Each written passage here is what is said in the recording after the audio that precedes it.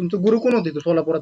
ते वसुबा म्हण पायंडवर खेळतो आम्ही. बर माती आणि गाय चंद्रपूरला माझ शेवट झाला शेवटचा. हा.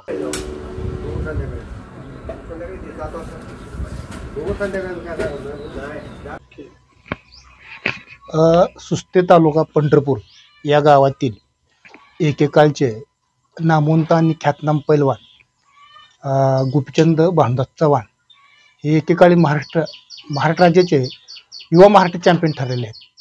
पण आजतागायत त्यांची परिस्थिती अत्यंत हलकीची आहे आणि अशाही वार्धक्यात ते कुस्ती खेळाबद्दल आपणाशी माहिती देणार आहेत. आणि त्यांनी जो महाराष्ट्र चॅम्पियन युवा चॅम्पियन पुरस्कार मिळवला होता त्याबद्दल ते सविस्तर सांगणार आहेत. दादा, आमच्या चॅनलमध्ये तुमचं स्वागत आहे. दादा, तुम्ही कुस्ती खेळात एकेकाळी युवा महाराष्ट्र चॅम्पियन राहिलेला आहे, तर त्याबद्दल जरा थोडं सांगा की. तर काय सांगायचं, तर कसं म्हणजे कुस्ती खेळाचं कसं का तुम्हाला? ते पांडवर पहिल्या पांडवर खेळतो आम्ही. बर माती आणि गादी. बर मग कोण एखादं मी जर जड असलो तर ते मातीवर जायचा आणि मला गादीवर पटवायची. बर माझी तर करायचं अशाच नंबर काढले तुम्ही. पण आपल्या गावाला कुस्तीची कशी परंपरा आहे? पहिला आपल्या गावात कोण होतं तो शंकर होता तेवढा. बर हा आमचा शंकर ना. हा बाकी कोण होतं. बर मग तुमची जी महाराष्ट्र चॅम्पियन पदासाठी जी निवड झाली होती होय ती कशी झाली होती? सोलापुरात होतो तुम्ही खेळायला. तुमची तालमीत? वसंत भवनात तालमीत. वसंत बामन. हा ती तालीम कुठे आहे सोलापुरात? मध्ये तिकडे खाली. बर त्या तालमीत तुम्हाला ठेवलं होतं काय? हा मी तर राहतो गोरचेवडीकडे जाताना लागते तालीम. तुमचं गुरु कोण होते सोलापुरात? ते वसंत बामन. वसंत बामनच गुरु? हा त्याचं पोरग राजा होतं. बर घरात तालीम काढली तिनं. घरातच? हा. मग त्याचा खुराक वगैरे कसा तुम्हाला काय इथनं पाठवतो तुम्ही? आम्ही घेत होतो. होय सोलापुरी. मग आपल्या गावातली तालीम होती सुस्ते होती पण पोर नव्हती मला खेळायला. पूर्ण नव्हती कळायला? हा. त्यावेळेस कसं होतं मग सुस्त्यातल्या तालमीचं वातावरण कसं होतं? चांगलं होतं वातावरण. पोर नव्हती माझी जोडी ती नव्हती.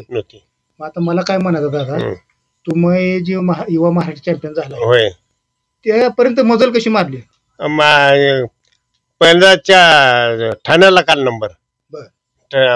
गादीवर गादीवर खाला. पुन्हा 40 गावला मातीवर खेळलो तिथं लहान नंबर. पुन्हा चंद्रपूरला काल नंबर. चंद्रपूरला माझ शेवट झाला. हा. पुण्याला वगैरे काय? काय नाही पुण्याला नाही. पुण्याला होते हिरामन बरकर ती आमची जोडी वाजतात होती. होय. कुस्तीचा एखादा अनुभव तुम्हाला? काय अनुभव होता?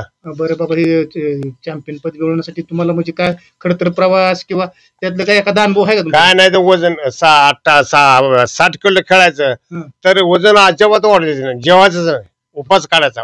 जर जेवला तर उलटी करायची. हा. आणि तेवढ्या गाठाच खेळायचं. जर वजन छटाक गाव झालं तर बाहेर हाकलत होती. हा. म्हणजे इतकी तालमीत कसरत करा? हा, एवढी कसरत करायला लागली. मग मला काय म्हणायचं दादा, चॅम्पियन झाल्यावर तुम्हाला काय शासनाचा आनंद मिळत होता की? पुन्हा बंद झालं. किती मिळत होतं त्या काळात? त्या काळात 200 रुपये महिन्याला मिळत होतं. कधी बंद झालं अंदाजे? अंदाज लहान होता. आता काय तुम्ही या नवीन पैलवानाला काय संदेश द्या? आता काय संदेश द्यायचा? हो, काय तुमचं काय मत आहे? तालीम की कुस्ती जगली का नाही पाहिजे? जगली पाहिजे. कुस्ती जगली पाहिजे पण पोरं येत नाही तालीम. काय करायचं मग?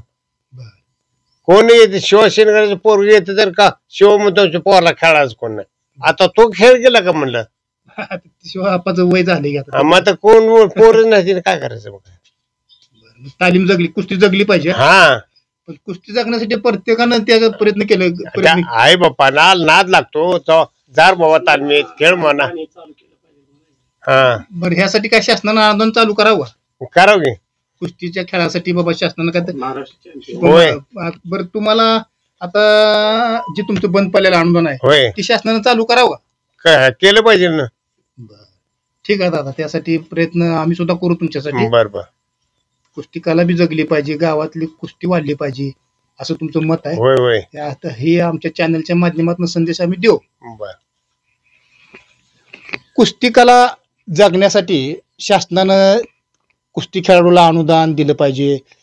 गावात कुस्तीचा विकास होण्यासाठी गावातल्या मुलांनी देखील या खेळाचा आनंद घेतला पाहिजे. प्रत्येक आई वडिलांनी कुस्ती खेळासाठी आपल्या मुलाला तालमीत पाठवलं पाहिजे असं मत यावेळी एकेकाळचे महाराष्ट्र युवा चॅम्पियन पैलवान गोपीचंद चव्हाण यांनी यावेळी बोलताना व्यक्त केलेलं आहे.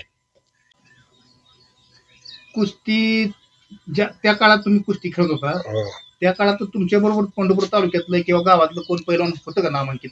गाव शिदो पार्ला ही ज्योतिराव करपे, पंढरपूरचे मंदिर श्यामा पाटोळे, पुन्हा भीमा माळे, अजून अशोक डोंबे, नंदू डोंबे ही होती.